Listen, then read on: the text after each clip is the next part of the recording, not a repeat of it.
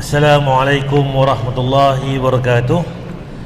Innal hamdalillah nahmaduhu wa nasta'inuhu wa nastaghfiruh wa na'udzu billahi min shururi anfusina wa min sayyiati a'malina. Man yahdihillahu fala mudhillalah wa man yudlil fala hadiyalah. Asyhadu an la ilaha illallah wahdahu la syarikalah wa asyhadu anna Muhammadan abduhu wa rasuluh. Amma ba'd. Dishormati Tuan Imam, Presiden Kuasa Masjid Tun Abdul Razak Opoh Pulih, Ustaz Fadil kita daripada Jabatan Jaib, tuan-tuan Allah sekalian. Pertama sekali marilah sama-sama kita manjatkan rasa syukur kita kepada Allah Subhanahu Wa Taala kelimpah kurnianya. Dengan rahmatnya dia beri masa kepada kita, dia beri tenaga, dia beri kesihatan, dia beri kesempatan pada malam ini dapat sama-sama kita hadir untuk sama-sama kita solat maghrib berjemaah dan dapat sama-sama kita sambung kuliah mingguan kita, tuan-tuan. Untuk maklumat tuan-tuan, pada hari ini tarikh 29 September bersamaan dengan 11 Safar, dan tajuk kita hari ini berkaitan dengan bab fiqh, iaitu bab fiqh zalim ni, iaitu larangan menzalimi pemberian hadiah antara anak-anak. Cerita hari ini kita bagi hadiah dekat anak-anak, tak boleh kita pilih kasih bahasa dia. Bagi ke anak sulung, anak bausu lebih ke, anak tengah ke sebagainya. Jadi macam mana bab hadiah ni? Cuma dalam bab tentang harta lain pula. Itu tentang harta, laki perempuan beza. Tapi ni bagi hadiah anak-anak ni kita kena tengok balik sebab apa Nabi larang dan sebagainya. Tajuk kita ni berkaitan dengan larangan menzalimi pemberian hadiah antara anak-anak, tuan. Sebelum saya nak pergi tajuk kita hari ini, kita akan tengok sikit, ulang kaji sikit, iaitu tentang hari Jumaat itu hadiah. Dah cerita bab hadiah anak-anak ni, kita pergi pula satu bab, iaitu hari Jumaat itu suatu hadiah, tuan. Hari Jumaat itu hadiah. Allah berfirman yang artinya, sesungguhnya diwajibkan menghormati hari Sabtu atas orang-orang Yahudi yang berselisih padanya. Dan sesungguhnya Tuhanmu benar-benar akan memberi putusan di antara mereka di hari kiamat terhadap apa yang telah mereka perselisihkan itu. Quran Surat An-Nahl ayat 124. Okey, ayat 124 iaitu dia di sini Allah berfirman, Allah beritahu sesungguhnya diwajibkan menghormati hari Sabtu atas orang Yahudi. Rupanya tuan-tuan, sebelum kita ni orang Yahudi ni memang ibadah mereka ni hari Sabtu. Hari Sabtu orang Yahudi dia pergi kuil ibadah mereka. Kita orang Islam hari Jumaat pergi masjid. Dan orang Yahudi, orang Kristian pula ada hari tu, iaitu hari Ahad. Dia tak segi apakah dalil. Kalau Sabtu apakah hujah dia, kalau hari Ahad apakah dalil dia, tuan-tuan. Dan sesungguhnya Tuhanmu benar-benar akan memberi putusan di antara mereka di hari kiamat terhadap apa yang telah mereka perselisihkan itu. Quran Surat An-Nahl ayat 124. Ibnu Katsir menjelaskan tafsir ayat ini, Allah menuntunkan setiap penganut agama untuk memilih satu hari istimewa dalam sepekan, hari untuk berkumpul bersama dalam rangka melakukan ibadah. Allah syariatkan untuk umat ini, yaitu umat Muhammad sallallahu alaihi wasallam, agar mereka memuliakan hari Jumat. Jadi kita tahu setiap umat ni, iaitu macam Nabi Musa, dia ada hari Sabtu. Umat Nabi Isa hari Ahad. Dan kita umat Nabi Muhammad hari Jumaat, tuan. Hari orang panggil hari ketua segala hari, atau penghulu segala hari, Sayyidul Ayyam. Jadi penghulu segala hari ni, hari Jumaat itu hari ketua, atau hari yang lebih mulia, yang dimuliakan, tuan. Itu yang pertama. Karena itu hari ke-6 di mana Allah sempurnakan makhluknya, dan itu nikmat sempurna bagi mereka. Selanjutnya, Ibnu Katsir menyebutkan keterangan sebagian ahli tafsir. Ada yang menyatakan bahwa Allah mensyariatkan kepada Bani Israel melalui Musa untuk memuliakan hari Jumat. Namun mereka menolaknya dan memilih hari Sabtu.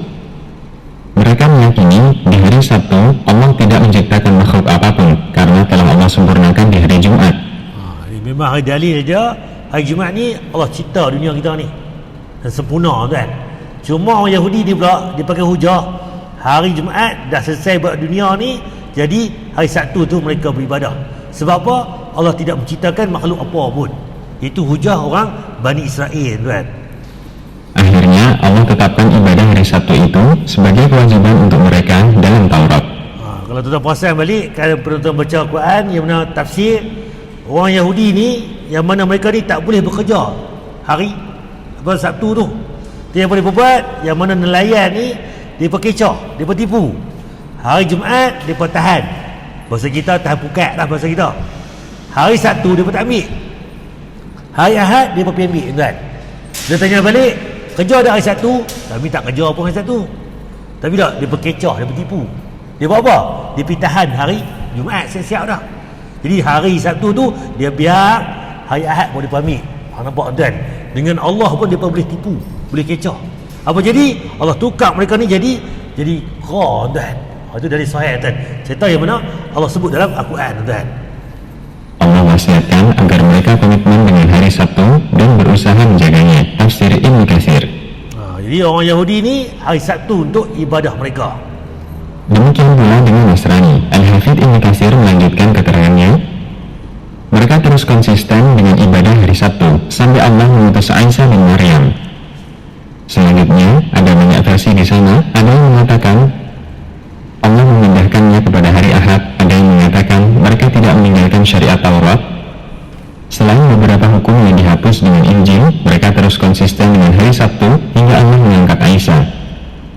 Kemudian oleh orang Nasrani itu diubah menjadi hari Ahad di zaman kerajaan Konstantinopel. Agar berbeda dengan orang Yahudi, mereka juga melakukan sholat menghadap ke timur, ke arah batu di timur Al-Aqsa. Tafsir Ibnu Katsir. Ini berkasih cerita, tuan, hujah-hujah. Kita Islam kita hari Jumaat. Orang Yahudi hari Sabtu. Dan mereka ni maintain hari Sabtu tu sampai apa? Sampai yang mana yang mana Nabi Isa turunan Nabi Isa ni. Yang mana Nabi Isa dilahirkan tu mereka ikut, dan berlaku pula, tuan, dia berubah pergi hari Ahad. Itu yang berlaku. Karena itulah Nabi Shallallahu Alaihi Wasallam sangat membanggakan adanya hari Jumat, karena berarti kita benar. Kita memuliakan hari Jumat dan itu sesuai dengan apa yang Allah pilihkan, sementara pilihan Yahudi dan Nasrani meleset. Abu Hurairah radhiyallahu anhu menceritakan, ketika hari Jumat, Rasulullah Shallallahu Alaihi Wasallam pernah mengingatkan, yang artinya, kita adalah umat terakhir, namun pertama di hari kiamat. Kitalah yang pertama kali masuk surga. Bezanya kita ni, hari kiamat nanti berlaku hari Jumaat. Yang mana kiamat nanti, hari Jumaat nanti, gunung ganang, bukit bakau, semua alam cakrawala ni akan hancur hari Jumaat, tuan. Nabi habaq dah kiamat berlaku hari Jumaat. Tadi pun beritahu tadi, hari Jumaat itu disempurnakan penciptaan dunia kita ni, langit, bumi, semesta, alam ni. Dan kita pula, kita ni umat Nabi Muhammad yang last sekali. Tapi apa jadi? Kita pula yang masuk syurga pula awal. Untungnya kita ni Nabi Adam, Idris, Nuh, umat mereka, tuan, lama daripada kita lagi, senior lagi. Tapi tak, kita yang pertama sekali masuk syurga. Walaupun kita ni akhir, umat terakhir, tapi Allah angkat martabat kita, darjat kita. Jadi orang yang mana? Yang antara awal masuk ke syurga. Tu bukanlah masuk syurga lah, tuan-tuan. Ini ibadah pun, semayang tak, puasa tak, tikar dan wekok lagi, percaya benda syirik khurafat lagi. Panjang cerita, tuan. Sulit, tuan. Jadi tengok balik kita guna peluang yang ada ni, kita umat Nabi Muhammad beriman, InsyaAllah, tuan, kita masuk syurga antara yang terawal. Meskipun mereka mendapatkan kitab suci sebelum kita, dan kita mendapatkan kitab suci setelah mereka. Kalau tengok balik pun, mereka Taurat, Injil daripada awal daripada kita lagi. Nabi Muhammad kita pun 1400 tahun lepas, kan? Lama dah kita, tuan. Tapi itu kitab yang terakhir, tuan. Tapi kita pula masuk syurga awal pada mereka, tuan. Lalu mereka menyimpang, dan kita ditunjukkan Allah kepada kebenaran dalam hal yang mereka perselisihkan. Inilah hari mereka yang menyimpang darinya, dan Allah tunjukkan kepada kita. Nampak? Inilah hari mereka yang menyimpang. Bila? Hari kiamat tu sendiri. Hari kiamat tu berapa nampak, berapa tahu. Yang mana Nabi habaq sekian-sekian, mana petunjuk, mana yang betul, tapi ingkar, buat lega, buat tak tahu, apa tu asi pula. Jadi semua tu baru nampak pada hari itu. Bila tu? Hari kiamat nanti. Bila? Hari Jumaat. Beliau bersabda lagi, hari Jumat adalah hari kita, dan esoknya hari Yahudi, dan setelah besok adalah hari Nasrani. Hadis riwayat Muslim. Yang kita duk kata ni, Islam kita hari Jumaat, kita sembahyang Jumaat. Orang Yahudi esok tu hari Sabtu. Ni dalil Nabi sebut sendiri. Lusa, besok pula bila? Hari Ahad, hari orang Nasrani. Sebab tu orang Yahudi dia pergi kuil hari Sabtu. Yang mana apa tu Kristian pula, Nasara ni hari Ahad dia pergi gereja. Nampak tuan? Jadi semua tu ada dia punya hujah, dan Nabi pun declare benda tu berlaku. Sudah selayaknya kaum muslimin bersyukur dengan dijadikannya hari Jumat sebagai hari besar untuk mereka dalam setiap pekan. Saatnya memuliakan hari Jumat. Demikian, Allahu a'lam. Jadi hari Jumat ni kita mai ke masjid, solat berjemaah, perbanyakkan solawat pada Nabi. Yang mana kita solat pada Nabi, dia akan dinampakkan Nabi nampak kita, tuan-tuan. Tok khatib kita duduk atas mimbar tu. Siapa yang solat pada aku sekali, Allah dan para malaikat balas balik 10 kali. Bukan 10 kali salawat, 10 kali kerahmatan, keredaan dan sebagainya. Nampak tak? Jadi kita salawat pada hari Jumaat. Kita mai awal ke masjid. Kita baca Quran banyak pula, berzikir pula, solat sunat banyak. Sebelum apa? Sebelum khatib naik ke mimbar boleh. Bila khatib naik ke mimbar, diam dah. Dengar khutbah itu sampai habis. Kemudian semayang pula 2 rakaat ataupun 4 dan sebagainya, buat di rumah pun boleh. Dan Nabi beritahu pula hari Jumaat pula kita apa? Asar ke maghrib tu waktu yang mustajab berdoa. Perbanyakkan doa ketika asar ke maghrib hari Jumaat, dan jadi apa lagi Nabi sebut hari Jumaat itu, hari Khamis malam tu, hari Khamis malam Jumaat tu masuk maghrib Khamis malam, hari Jumaat dah. Baca apa? Baca surah Al-Kahfi. Sampai bila? Sampai esok tu petang asar. Lagi tak masuk maghrib, sepanjang tu sunnahnya baca surah Al-Kahfi. Nak baca macam mana? Baca terus semua sekaligus pun boleh, nak tebuk-tebuk pun boleh. Aku baca malam tu ambil 2 muka, esok pula semuka kan. Jumaat pula baca lagi sebab panjang surah Kahfi ni. Terpulang dah, tak ada masalah. Janji sunnahnya baca surah Kahfi. Apa dia? Jumaat ni sampai Jumaat depan Allah bagi cahaya, tuan. Kalau baca surah Yasin kita baca lah ni, boleh baca. Apa boleh? Dapat pahala aja. Baca surah Al-Baqarah sama juga dapat pahala aja. Tak ada kata gerento dia dapat kelebihan-kelebihan apa. Semua agak baca hari ni surah Yasin, esok boleh baca, tulat boleh baca. Contohlah kita pergi surah Yasin tu, tak salah baca surah Yasin. Cuma kita letak surah Yasin tu tak tepat dengan sunnah Nabi. Nabi abang hari Jumaat malam baca surah Kahfi. Kita surah Kahfi tak nak baca. Nampak? Sunnah dah tinggal dah. Pergi cari surah lain pula, dan tu cerita dia. Jadi cerita dia nak baca surah apa pun boleh, tak ada masalah. Tapi bila hari Jumaat tu tekan surah Kahfi dulu. Dah habis baca, Yasin nak baca ke, sejadah ke apa ke, surah apa ke, silakan. Tak ada masalah. Kita nak betul balik yang mana yang patut diutamakan. Itu baru kita nak tahu. Rupanya itu yang kita tak buat. Kalau buat yang tu tak ada masalah, silakan. Malam ni nak baca surah apa pun sila. Yasin ke Kahfi malam ni pun boleh. Tapi fazilat dia Kahfi malam Jumaat sampai Jumaat pula itu Allah bagi cahaya. Pahala baca 1 huruf 1 kebaikan. 3 huruf 3 kebaikan, 30 pahala, kan? Kalau kita baca malam ni juga samalah dapat pahala baca. Jadi itu kita letakkan pada tempat dia. Okey, kita pergi lagi, tuan-tuan. Ni tajuk minggu lepas, ulang kaji bab fiqh, larangan qiran. Qiran ni apa dia? Ambil 2 sekaligus kurma. Orang bagi kurma, kita ambil, bahasa Perlis kita rembat 2 biji, 3 biji. Banyak, kan? Qiran ni 2 sekaligus. Kalau buat haji qiran, haji dengan umrah tu sekaligus, 2 dalam 1. Tu qiran. Makan pun kalau rembat 2 sekaligus, qiran nama dia, tuan. Dalil ni Nabi sebut larangan kita ambil 2 kurma sekaligus. Bila makan apa? Berjemaah. Semakan seorang-seorang kat rumah, bohlah balun 3 biji 4 biji pun, 10 biji pun tak apa. Tu kita makan seorang-seorang kat rumah. Kalau berjemaah, Nabi ajak kita, bukan kita ambil banyak, ambil satu-satu dulu. Apa dalilnya? Dari Abdullah bin Umar radhiyallahu bahawa ia berkata Rasulullah sallallahu alaihi wasallam melarang seseorang mengambil 2 sekaligus qiran. 2 ni dia ambil terus sehingga temannya, kawan dia sebelah mengizinkannya. Kalau kawan dia bagi, ambillah buah kurma, aku tak makan. Kita ambil habuan dia 3, 4, 5, silakan. Tinggal kenduri tu orang bagi seorang sebiji, ambillah seorang sebiji. Ustaz ada lebih ni 5 biji ni, baru ambil 2, 3 pula. Ni tak, kita sekali lagi makan kenduri ke tak? Orang bagi nasi kandang, ayam seorang seketul, telur sebiji, darca sikit. Tu dia buah gulai ni, ayam 3 ketul. pergi kat aku kenuri nama. Dok tuan, ambil satu dulu. Ni kawan kita tu semayang berjemaah belakang ni. Kita dah balun dah. Yang dia tu nak pergi, lah nasi tinggal nasi kuah aja. Nampak tuan? Nanya tuan. Orang datang dah. Oh, masjid kita ni kalau maghrib 50 orang mai. 100 orang. Dia buat lebih kurang gitu lah. Pukul lebih, ada lebih ni 2 3 4 5 ketui. Tambah lagi, tak ada masalah. Tu cerita dia tuan. Hadis Bukhari dan Muslim. Okey, yang kedua tuan, iaitu jika lisan tak dijaga. Macam mana mulut kita ni kalau tak jaga tuan? Saya pergi sentuh sikit sebelum sentuh kita. Assalamualaikum Sobat Jufit. Barang siapa yang menjaga lisan, maka ia akan beruntung.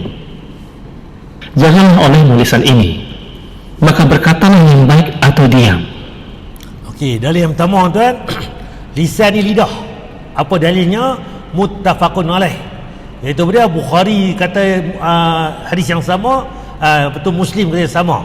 Berkata apa? Maka berkatalah baik atau diam. Kalau nak kata benda baik-baik. Ustaz, tak ada apa nak kata orang ni. Diam, duduk diam. Kalau kita berkata-kata juga, takut-takut nanti banyak kata banyak salah. Bila salah ni tuan, kena duk mengata ke orang, kena terasa kawan hati sebenarnya, panjang cerita tuan. Kurang habaq lagu lain, pergi habaq lagu lain. Sebab banyak kata kita pun tak sedar selepas kata. Kena berhati-hati. Sebab dengan mulut ni kan, dia akan jadi macam-macam. Sebab tu Melayu kita kata pun, kerana mulut badan binasa. Silap mulut kata, boleh binasa. Binasa je lah. Penumbuk ke, lebam ke, contohlah. Kalau kena tumbuk, kena ni. Kalau kena katak, kena tembak ke, dia kacau. Jadi ikut sunnah Nabi. Berkatalah, maka berkatalah yang baik. Kalau tak, kita diam, uskut tuan. Hal ini adalah nasihat yang mulia dan bermanfaat untuk menjaga lisan. Hindarilah mengucapkan sesuatu yang buruk dan menyakiti orang lain. Nampak? Mulut tuan, kalau tengok sendiri pun mulut kita ni nak macam pisau cukur kan, jilet ke apa kali dia cukup mulut tu kan, misal kita tu tu tajam tak tajam, mulut ni tajam tuan. Walaupun biasa aja, kalau kena penumbuk aduh sakit. Kalau mulut ni orang mengata, Allah tangkap dalam tuan. Luka tu bukan setahun dua, semua hidup banyak tuan. Sebab apa? Luka hati tuan. Jaga tuan dengan mulut ini kan, penyebab kita badan binasa. Karena muslim yang sejati adalah muslim yang orang lain selamat dari lisan dan tangannya. Jadi muslim yang sejati dia, kawan kita, adik-beradik kita ni selamat, duduk tepi dia seronok, aman, tenang. Sebab apa? Tak mengata kat orang, jenis pembaik, diam. Nampak tuan? Ni dak, duduk set ni mengata sana, mengata sini, sana tak betul, sini tak betul. Kita duduk perkhidmat, nak tukar meja ni, duduk meja elok ujung tu, aku nak balik lah, panas telinga dengar. Contoh. Sebab apa?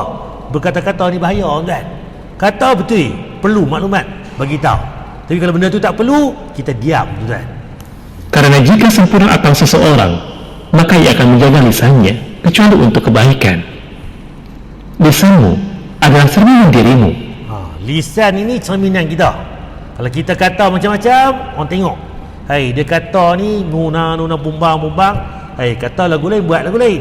Nampak orang nilai. Sebab apa? Dia cakap banyak tapi tak serupa bikin. Tak betul, ni tak betul. Dia betul tak? Dia sama 2 kali 5, 5 kali 2. Lebih teruk lagi. Nampak? Lah ni tuan, action. Tak kata pun tak apa, buat. Bagus dia ni, cuci, pembersih, bagus dan sebagainya. Sebab apa? Orang nampak dengan kerja kita tu, sikap kita tu. Tapi tak, ni kata buat dok pun, buat pula lagu lain pula. Itu jadi bahaya balik pada kita. Jadi apa yang mulut kata, cerminan kita balik. Jika lisan disibukkan dengan yang hak, maka ia akan terhindar dari perkara yang batil. Di antara perkara yang hak adalah menggunakan lisan untuk berzikir, berdoa, membaca Al-Quran, menyuruh kepada kebaikan, dan mencegah dari yang mungkar. Kalau kita guna mulut kita ni, berzikir, baca Quran, kata-kata yang perlu sebagainya, atau mencegah kemungkaran, jadi bergunalah mulut kita ni. Tapi tak, dengan mulut tu macam-macam, maksiat, mengata, cemuh, sebagainya, fitnah, itu yang buruk. Mengajarkan ilmu dan berdakwah menuju Allah Ta'ala. Karena jika tidak, maka lisan akan disibukkan dengan hal yang batil, seperti ghibah, mengadu domba, berkata dusta, berkata yang sia-sia, dan menyebarkan keburukan, serta mengatakan perkataan tentang Allah tanpa dasar ilmu. Dan bagi kedua hal tersebut akan ada balasannya berupa kebaikan atau azab. Jadi kalau kita kata benda baik, benda tu pahala, kita boleh ganjaran syurga akhirat pula. Kalau kita kata benda tu buruk, kejahatan, maksiat, kita boleh dosa, himpun balik diazab di neraka pula. Nabi SAW bersabda, sungguh seorang hamba mengucapkan satu kalimat yang mendatangkan keridhaan Allah, namun dia menganggapnya ringan. Karena sebab perkataan tersebut, Allah meninggikan derajatnya. Dan sungguh seorang hamba mengucapkan satu kalimat yang mendatangkan kemurkaan Allah, namun dia menganggapnya ringan. Dan karena sebab perkataan tersebut, dia dilemparkan ke dalam api neraka. Okey, hadis Bukhari Muslim. Bahaya tuan. Kalau tengok balik, setengah orang ni dia rasa apa? Ucap satu perkataan, datang keridhaan Allah, dapat pahala, Allah angkat darjat dia.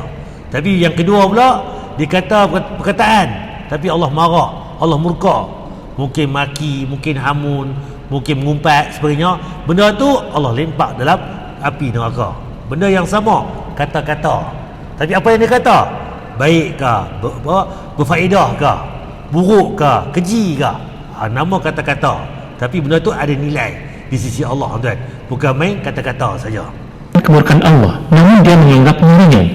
Dan karena sebab perkataan tersebut, dia dilemparkan ke dalam api neraka. Hadis riwayat Bukhari dan Muslim. Karena semua perkataan yang keluar dari lisan akan diawasi, dicatat, serta nanti akan dibuka pada hari pembalasan. Jika perkataan itu baik, maka akan diberi pahala dan balasan kebaikan. Dan jika perkataan itu buruk, maka akan diganjar dosa dan azab. Allah Subhanahu wa taala berfirman, ما يلفظ من قول إلا لديه رقيب عتيد. Surah Qaf ayat 18. Itu Allah berfirman, tiada suatu ucapan pun yang diucapkan melainkan ada di dekatnya malaikat pengawas yang selalu hadir. Kita ni ada malaikat atid-katid, catat kebaikan, catat dosa, buat baik dicatat pahala-pahala, buat dosa pula, kejahatan dicatat dosa sebagainya. Jadi itu kata malaikat ni ada yang mencatat pahala dan dosa. Kita buat baik, apa yang dicatat nanti, buat jahat dicatat walaupun sikit, semua tu akan dikira. Faman ya'mal misqala dzarratin khairan yarah wa man ya'mal misqala dzarratin syarran yarah. Kecil pun dikira, besar pun dikira tuan, kebaikan-keburukan kita ni. Maka muslim yang berakal akan sangat berhati-hati dari ketergelinciran misalnya. Karena jika tidak, maka ia akan menjadi penyesalan pada hari kiamat. Sebab tu kalau kita perasan, jalan ni takwa, jalan pelan-pelan, tertib. Sebab apa? Kita takut nanti kuk-kuk kita boleh dosa, buat maksiat, buat kejahatan dengan kata-kata kita tu. Di jalan pun takut-takut pijak duri. Itulah dia punya macam mana perumpamaan. Kita pun, mulut kita pun kena berhati-hati, bukan main kata-kata. Kiamat. Dan penyesalan yang paling menyedihkan adalah ketika pahala kebaikan orang tersebut pergi ke timbangan kebaikan orang lain. Nabi SAW bersabda, tahukah kalian siapakah orang yang bangkrut itu? Para sahabat menjawab, orang yang bangkrut di antara kami adalah orang yang tidak mempunyai dirham dan tidak pula memiliki harta kekayaan. Rasulullah SAW pun menjelaskan, sesungguhnya orang yang bangkrut dari kalangan umatku adalah orang yang datang di hari kiamat nanti dengan pahala amalan salat, puasa, dan zakat, namun ia selalu mencaci maki, menuduh, memakan harta, menumpahkan darah, serta memukul orang lain. Maka diberikanlah bagian dari pahala kebaikannya untuk orang-orang yang ia sakiti tersebut. Apabila pahala kebaikan miliknya telah habis sebelum terpenuhinya pembalasan atas perbuatan zalimnya, diambillah dari dosa-dosa mereka, kemudian dialihkan kepadanya, lantas ia pun dilemparkan ke dalam api neraka. Hadis riwayat Muslim. Saya nak berhenti boh, plug set bateri habis.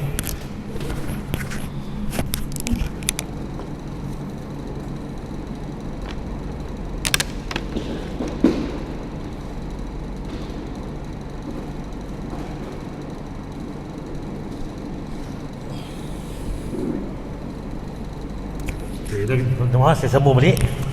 Set.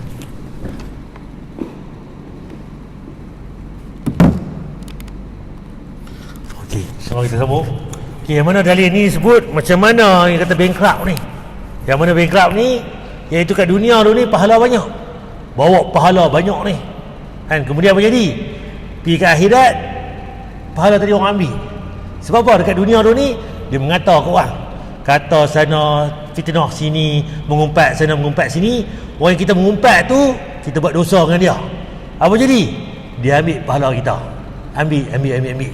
Satu masa nanti pahala yang kita bawa banyak tu habis. Hai, ada 5 orang lagi ni, 3 orang lagi. Kita duk mengata kat depa, tak boleh apa lagi. Nak minta maaf, tak ada dah. Dia pun tersepit. Dia nak pahala kita. Pahala tak ada. Apa jadi? Dia tukar apa? Ambil dosa dia, buh dekat kita. Nampak tuan? Dah lah kita nanti modal dah tak ada dah, habis. Siap hutang lagi pula. Tu kata bankrupt. Bankrupt macam mana? Dekat dunia pahala banyak, di akhirat jadi muflis. Satu pahala pun tak ada, bahkan dosa pula bertambah. Rugi macam kita tuan. Jadi dia tak mahu lagu tu. Kita simpan sehari RM1, sehari RM10, sehari RM100. Pergi cek dulu kat bank. Awak tak ada, kosong ni. Siap berhutang lagi. Saya dah simpan ni tiap-tiap bulan ni RM100 sebulan. Contoh. Memang simpan RM100, tapi nu pinjam duit kau lain pula tu. Contoh. Tu dunia, kita pinjam duit. Tak, ni samalah kita pun duk mengata-mengata tu sebenarnya apa? Kita duk bagi pahala kita ke orang. Kedua dah tak ada nanti, dosa orang pula kita ambil tuan. Itu akhirat berlaku tuan. Hadis Muslim 2581. Okey, kita beri sini tuan. Tentang tadi Assalamualaikum. yang ni bankrupt. Okey, sikit lagi. Okey, kita pergi yang tajuk kita hari ni tuan-tuan. Itu berkaitan dengan larangan menzalimi pemberian hadiah antara anak-anak. Macam mana kita sebagai ayah ada anak amal ni, tiba-tiba kita sayang anak ni, bagi hadiah lebih ke dia, anak lain tak bagi. Macam mana tuan? Nabi larang tuan. Apa dalil dia? Jadi yang pertama sekali, innallaha ya'muru bil 'adli wal ihsan. Sesungguhnya Allah menyuruh kamu berlaku adil dan berbuat kebajikan. Kena berlaku adil dan berbuat kebajikan, buat benda baik, benda yang manfaat, bantu orang dan sebagainya. Ayat apa tu, surah yang ke-16 ayat yang 90. Dalil yang kedua pula, Nabi bersabda dari sahabat An-Nu'man bin Bashir, beliau berkata, ayahku Bashir memberi suatu pemberian kepadaku. Satu hari Bashir ni kan bagi hadiah kepada anak dia. Siapa dia anak dia? Nama Nu'man bin Bashir. Ayah dia Bashir ni bagi hadiah dekat dia. Maka ibuku Amrah bin Rawahah, mak dia nama Amrah bin Rawahah, berkata, aku tidak reda sampai engkau menjadikan Rasul sebagai saksi atas pemberian ini. Pelik tuan. Mana mak yang marah ayah ni bagi hadiah ke anak? Bagi hadiah ke anak, tiba-tiba mak ni marah. Marah apa? Aku tidak reda sampai engkau menjadikan Rasul sebagai saksi atas pemberian ini. Hadiah apa yang ayah dia bagi ni? Sampai mak dia tak reda tuan. Selagi mana pergi jumpa Nabi, Nabi jadi saksi. Kalau Nabi kata ya, baru dia suka, dia terima. Maka ayahku pun mendatangi Nabi. Lepas kisah tu, dengar mak dia kata tadi, ibu dia tu Amrah kata ke ayah dia Bashir tadi, dia pun pergi jumpa Nabi. Kemudian maka ayahku pun mendatangi Nabi, lalu berkata, aku telah memberikan kepada anakku dari isteriku Amrah. Nampak dia beritahu, aku bagi pada anakku ni, yang mana? Anak isteriku Amrah. Rupa-rupanya tuan-tuan, Bashir ni dia ada banyak mak. Salah seorang dia nama Amrah ni, anak dia Bashir nama dia. Nu'man nama dia. Kemudian dia kata, aku telah memberikan kepada anakku dari isteriku Amrah bin Rawahah sebuah pemberian, satu hadiah. Lantas isteriku memintaku untuk meminta persaksian daripadamu, wahai Rasulullah. Isteri aku pula suruh jumpa engkau minta persaksian. Nabi pun berkata, apakah engkau juga memberikan kepada seluruh anak-anakmu? Kalau engkau bagi kepada Nu'man tadi, anak-anak lain kau bagi ke? Nabi tanya kepada Bashir tu. Apa ayah dia kata? Bashir kata, tidak, tak bagi pun, anak ni saja aku bagi. Contoh tuan. Apa Nabi sebut pula? Nabi berkata, bertakwalah kepada engkau kepada Tuhan, kepada Allah. Hang takutlah kepada Allah, bertakwalah. Nampak, bagi hadiah aja. Baguslah pak teringat kat anak bagi hadiah. Daripada pak kedekut kering sebagainya, tak bagi langsung. Ni nak bagi ni. Tapi Nabi pesan kan, bertakwalah kamu kepada Allah. Dan bersikaplah adil kepada anak-anakmu. Nampak? Kena bersikap adil kepada anak-anak kita, tuan. Maka ayahku pun balik dan mengambil kembali pemberian yang telah diberikan. Betul, hadis Bukhari 2447. Jadi cerita dia, ada satu hadiah ayah dia bagi ke anak dia. Bashir bagi kat Nu'man. Isteri dia, mak dia tu, yang Nu'man tu nama Amrah, tak setuju. So pergi jumpa Nabi sebagai saksi. Sebagai apa? Sebagai saksi pemberian. Ayah dia pergi jumpa. Dia pergi jumpa, dia cerita sebagainya, nak bagi hadiah pada anak dia ni. Nabi dia satu soalan saja. Engkau bagi dah ke anak lain? Contoh kan, mudah aja. Apabila tak bagi pun seorang ni. Jadi apa Nabi kata? Bertakwalah kamu kepada Allah, bersikap adil terhadap anak-anak kamu. Nu'man Bashir tadi pun balik ke rumah tadi, dia ambil balik hadiah yang diberi pada Nu'man. Ni dalil ni. Okay, jadi apakah hadiah tu? Kita tanya. Hadis ni tak cerita benda hadiah apa. Cuma ada dalil yang tersebut. Adapun pemberian yang diberikan kepada Nu'man dari ayahnya adalah seorang hamba atau budak milik ayahnya. Jadi kalau kita bahasa kita orang gaji, bibi, bibi tu bukan hamba, kita bayar gaji kat dia pula. Ni hamba ni tak bayar gaji, bagi makan gitu dia, tuan. Zaman Nabi apa, zaman dahulunya. Jadi zaman lalu kita tak ada hamba ni. Cuma ayah dia bagi hamba kat dia ni, budak. Dalam lafaz yang lain Rasulullah SAW mengulang perkataannya, bersikaplah adil terhadap anak-anakmu. Bersikaplah adil terhadap anak-anakmu. Nabi ulang 2 kali. Ya'dilu baina auladikum, ya'dilu baina abnaikum.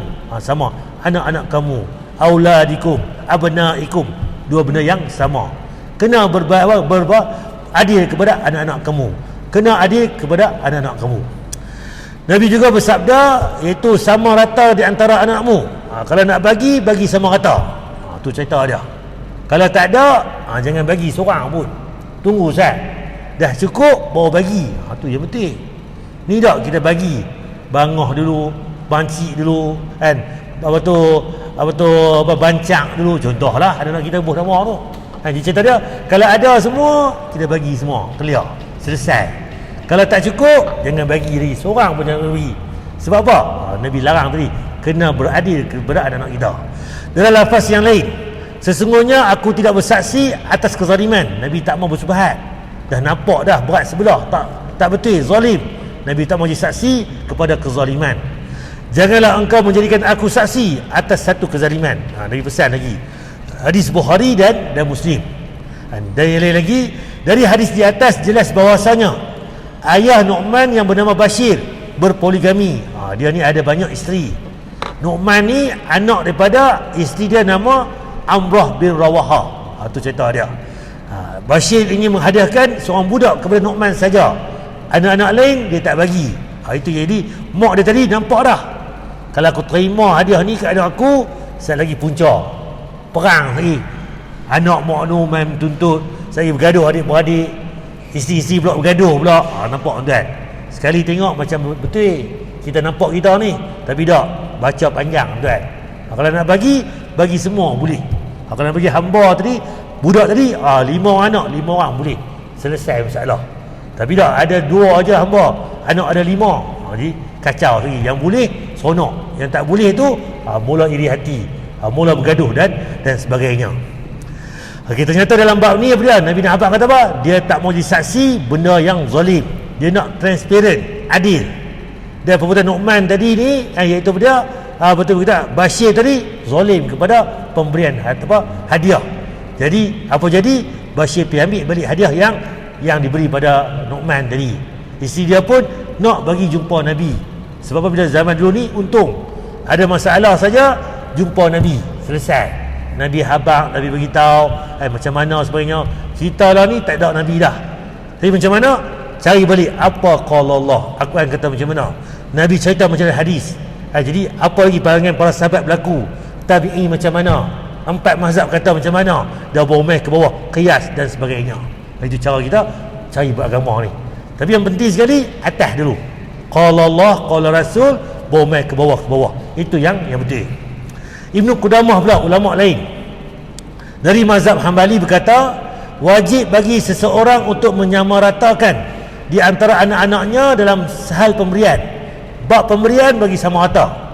Jika salah seorang di antara mereka tidak memiliki kondisi khusus yang membolehkan untuk dilebihkan dalam pemberian, jika ia mengkhususkan sebuah pemberian kepada sebagai anak-anaknya atau tidak sama rata dalam pemberian di antara anak-anaknya, maka dia telah berdosa. Kalau boleh bagi semua. Kalau tak boleh bagi, jangan bagi lagi. Simpan dulu, taruh dulu. Kan dah ada cukup masa, semua boleh dapat, kita bagi semua. Sebab apa? Benda ni tak adil.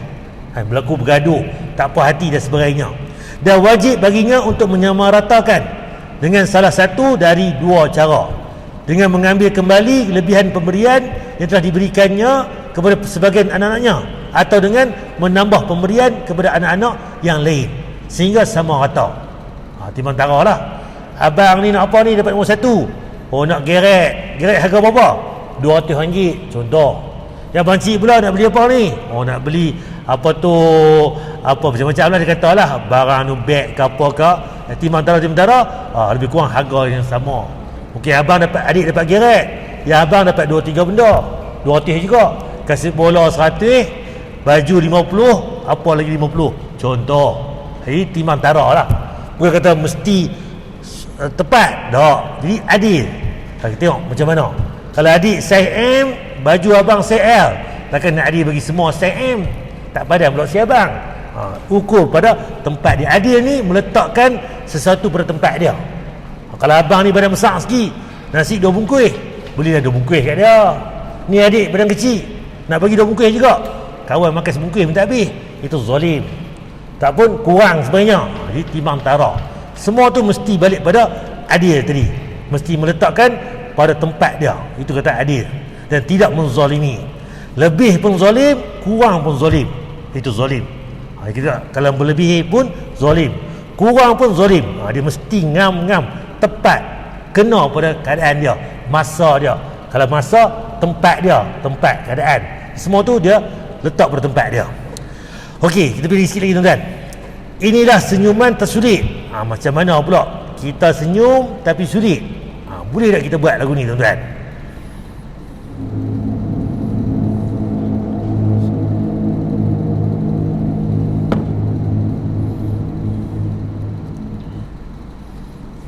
Kapan kita bisa memuji Allah atas musibah? Kita biasanya kalau kena musibah, apa yang terjadi? Sumpah, waduh, pikiran jadi gak nyaman. Apa kalau pikiran kita gak nyaman, musibah itu bisa pergi? Gak bakal. Contoh kalau kita lah diuji, rumah terbakar, kereta insiden sebagainya, jadi kita akan marah, akan kena maki, kena hamus banyak. Adakah dengan marah kita tu, dengan maki kita tu, boleh balik rumah duk terbakar tadi, elok balik? Yang mana tadi kereta kemek insiden tadi, boleh elok balik? Dengan marah, dengan maki orang, tak sama tuan. Dan bahkan kita pula teruk sakit hati. Sebab apa? Kita terlampau over tuan.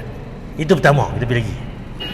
Contoh umpamanya motor hilang, mau diapain motor hilang? Apa kalau antum nangis bisa balik tuh motor? Nangis balik, nggak bakal balik tuh motor. Antum marah-marah, ya antum nyalahkan, nggak bakal balik tuh motor. Maka cara satu, menjadikan musibah itu sebagai nikmat dengan dasar cinta. Macam mana tuan? Motor hilang, kayarlah ke mana pun, tak balik motor kita. Marah, maki, hamun pun tak balik juga. Macam mana nak buat? Kita tukar tuan. Musibah tadi jadi nikmat. Nikmat macam mana? Dengan rasa cinta. Mana nak boleh ustaz, nikmat apa dah motor hilang, sedih ni kan, rumah terbakar, sedih ni. Tak tuan, kalau tuan pick up betul-betul, itu nikmat tuan. Sebab nikmat, kita kena dasar cinta. Cinta apa tuan-tuan? Ni cinta ni. Kita kalau cinta musibah jadi nikmat. Maka tu hamba yang mengatakan memuji Allah atas musibah anak yang dia cintai meninggal dunia, hamidaka wastarja, dia memujimu dan mengatakan inna lillahi wa inna ilaihi raji'un. Ayah ni meninggal anak, dia puji Allah, alhamdulillah, alhamdulillah, inna lillahi wa inna raji'un. Kalau ayah kata meninggal anak ni, dia boleh sebut inna wa alhamdulillah tuan, bahawa inna lillah, itu terbaik tuan. Kalau bolehlah kata ustaz, anak tak mati lagi, buat mati depan mata tuan, macam mana? Nampak kita tak diuji lagi. Belajar boleh lah. Contoh, anak mati nanti, Allahuakbar, nak aku pergi dulu, aku ni yang patut pergi tua dah ni anak sulung ni, anak bongsu ni, sayang ni. Contoh, nampak tuan? Tak diuji tak tahu, bila diuji baru kita tahu. Kami milik Allah, bukan cuma anak kami. Kami kalau mau diambil sekalian semua. Dan Sepatut. Kalau kita tahu tuan, anak ni milik Allah, kan? Kalau boleh aku pun nak pergi balik, kan? Aku pun nak pergi kepada Allah. Sebab apa? Kita tahu kita ni simpan pinjaman semata-mata, pinjaman sementara. Anak kita pinjaman untuk kita, isteri kita, rumah kita, semua ni bukan milik kita, pinjaman semata-mata. Yang kita lah takut apa? Sebab tak bersedia. Sebab apa? Dosa banyak, hutang pun banyak, kan? Tak minta maaf sana sini sebagainya, pahala pun tak banyak, dosa lagi. Itu yang kita takut. Kalau kita bersedia tuan-tuan, pahala insya-Allah lah, kan? Mungkin kita tak banyak mana, tapi dosa kita minta ampun, kan? Kita sedang sempat bertaubat, kan? Jumpa orang, kan? Salam, ngamuk ayah pun kita selesai, isteri kita pun clear, anak kita pun clear, suami kita pun clear. Kalau boleh tu, lah ni nak mati pun tak apa. Sebab apa? Kita rindu Allah, nak jumpa Allah balik. Sebab apa? Kita pinjaman dia. Tapi yang takut sebab apa? Tak bersedia. Allah Ustaz, kacau Ustaz, pikap-pikap ni tak lena ni. Nampak tak? Jadi kita tak bersedia. Itu yang punca dia. kita bakal kembali kepada Allah Jalla Jalaluh. Ini orang yang cinta kepada Allah. Saya ingat di Jakarta ada Jadi kalau cinta kepada Allah tuan, kita jadi apa pun sonok. Sebab apa? Allah sayang kita. Lagi diuji, lagi Allah sayang kita, lagi Allah teringat kita. Bahkan setiap ujian ni tak lain tak bukan Allah padam dosa kita. Kena terantuk duri ke, kena jari kita sebanyak, tak lain tak bukan Allah padam dosa kita. Lagi banyak diuji tuan, lagi banyak pahala kita dapat, dan banyaknya dosa Allah ampun. Tapi syarat kena redha. Alhamdulillah, astagfirullah, mengisafi. Ni dak, siapa buh tani, cangkui tak simpan, kena kaki, dia marah orang habis. Nak kan tuan, dia jalan tak tengok. Asal tu nak boleh pahala, boleh dosa, maki orang pula, tak terima takdir dan sebagainya. Dan Allah Allah seperti dekat ni tuan, saya tahu tuan, ubah tuan musibah tu jadi senyuman. Alhamdulillah, Allah teringat juga aku hari ni, bila main ujian apa-apa, Alhamdulillah Allah sayang. Boleh sebut tuan, kita akan seronok tuan. Tukar musibah tu jadi nikmat. Bukan senang tuan, kata boleh lah ke mulut, tak kena lagi. Bila dikena tuan, balik pada Allah tuan, mengisafi. Itu bukan senang tuan. Allah uji ni, Allah sayang kita. Allah nak kita dengar Allah, Allah. Jatuh motor tergeliat, nak langkah pun Allah, nak duduk pun Allah, sebut nama Allah. Kalau sihat tak sebut pun, mayang Allahu Akbar sebut, habis tu hilang habis. Mayang pun Allah. Kalau sakit tu Allah, duduk pun Allah, orang sakit Allah, sebut nama Allah tuan. Itu Allah sayang kita tuan. Dan Allah alam tu saya kata dekat ini. Kita nak tanya apa untuk tajuk ini, insya-Allah pada minggu depan sambung nanti dalam bab zalim, bab lain pula tuan. Ada tuan tanya untuk tajuk ini. Jadi cerita kalau ada anak-anak, bagilah sama dia pemberian hadiah. Kalau ada, boleh semua. Kalau tak ada, tunggu Ustaz, simpan tu, jangan bagi jadi. Itu jadi anak-anak ni yang kita betul lebihkan antara satu dengan lain. Semua tu amanah Allah. Ini itu tuan, wallahu alam. Kenapa saya boleh dekat ni, insya-Allah. Subhanakallahumma bihamdika asyhadu an la ilaha illa anta astaghfiruka wa atubu ilaik. Assalamualaikum warahmatullahi wabarakatuh.